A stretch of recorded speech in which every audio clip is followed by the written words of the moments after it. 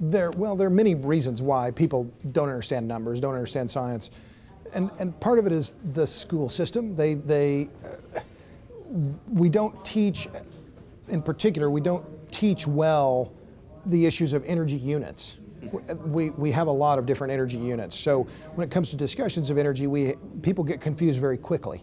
We have megawatt hours, we have terawatt hours, we have barrels of oil, we have cubic feet of natural gas, cubic meters of natural gas, tons of oil equivalent. So you add in people's general fear of math with really dozens of different units of energy that we use, and it's easy to see why they get confused.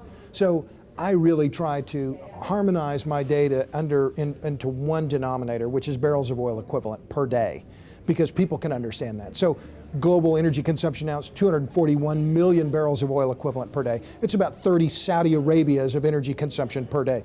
I think people can understand that. As far as the science goes, it can be hard to understand basic physics and what physics are about. What's a unit of power? What's a unit of energy? And again, there are different units there. So that difference in units, horsepower or watts, joules or BTUs, again contributes to the same problem of innumeracy and illiteracy.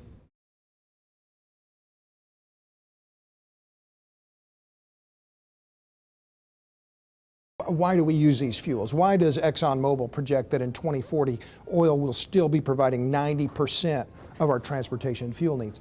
Because of basic physics. If oil didn't exist, we would have to invent it. Nothing else comes close to this in terms of energy density, ease of handling, flexibility. It is a miracle substance. So why do we use oil instead of electricity in our cars? Well, gasoline has 80 times the energy density per unit of weight as the best lithium-ion batteries. So this idea, let's use electric cars. Well, no, we're not using electric cars because they can't match the energy density of gasoline. Imagine you're flying in a 747 and you want to run it on natural gas. I mean, it's almost foolish to even think about it, right? You'd have to tow a blimp or something behind the 747 just to hold the fuel. Okay, well that sounds silly. Okay, well now let's run it on batteries. Why do we use jet fuel? Because it's an incredible substance, and we're going to continue using it.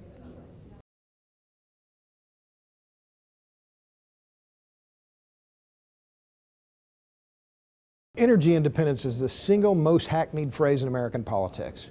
We've heard this phrase from every president since Richard Nixon. It's foolishness. It's pure foolishness. The idea that the U.S., the world's single biggest energy producer and single biggest energy consumer, should be independent of the world's single biggest market, the global energy market, is fundamentally flawed. I mean, it's ludicrous on its face.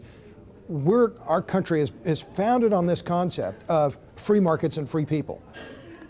Why wouldn't we want to participate in this marketplace? The U.S. is benefiting tremendously and will continue to benefit tremendously from a vibrant energy sector. And now, particularly given the shale and shale oil revolutions, this is incredibly positive news for the United States. But we want to continue to be involved in the global market in every energy commodity. And the idea that we should be independent of it is just plain foolishness. It's handy political rhetoric, but it's stupid policy.